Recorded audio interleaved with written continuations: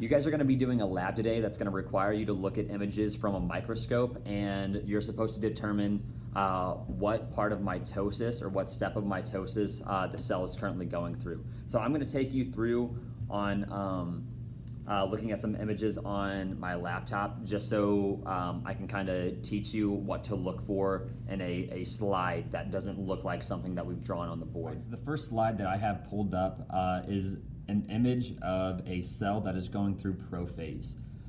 So this might look like just a random blob to you guys, but I want to show you what we're actually looking at.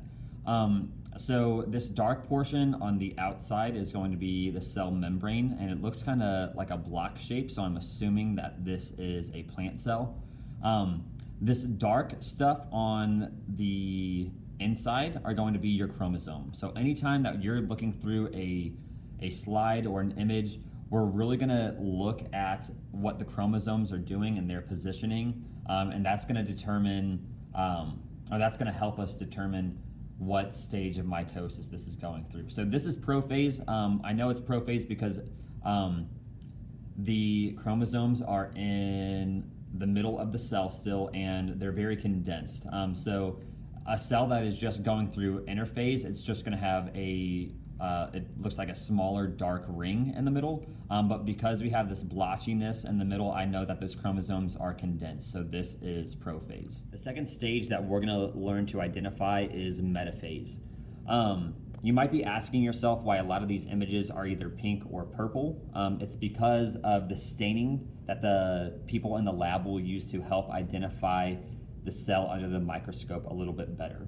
But anyway, this cell is going through metaphase, and I know that it's going through metaphase because remember that these dark portions of the cell represent the chromosomes, and they are all lined up in the middle of the cell. That's a very key point for metaphase.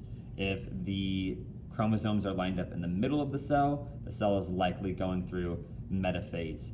I really like this image because you can see, or almost see, the spindle fibers being attached to the chromosomes, and it's starting to pull apart. So again, just remember that if the chromosomes are in the middle, lined up on the plate, then they are going through metaphase. Okay, this is a cell that is going through anaphase. I can tell that this cell is going through anaphase because the chromosomes are starting to be pulled apart. Okay, they're not as condensed like they were in prophase, and they're not lined up in the middle like they were in metaphase, but you can tell that they are just starting to be pulled apart because they are almost connected in the middle, but you can tell that they're starting to pull to opposite sides of the cell, which indicates that this cell is going through anaphase. The last cell that we're going to look at is a cell that's going through telophase. I can tell that this cell is going through telophase for a number of reasons. The first one is that the chromosomes have been completely split and they're on almost opposite sides of the cell. It's really hard to tell the difference between telophase and anaphase, but one key factor is that the chromosomes in telophase are going to have a more rounded look because the nuclear envelope is starting to develop, where in anaphase they're still going to look like X's or V's.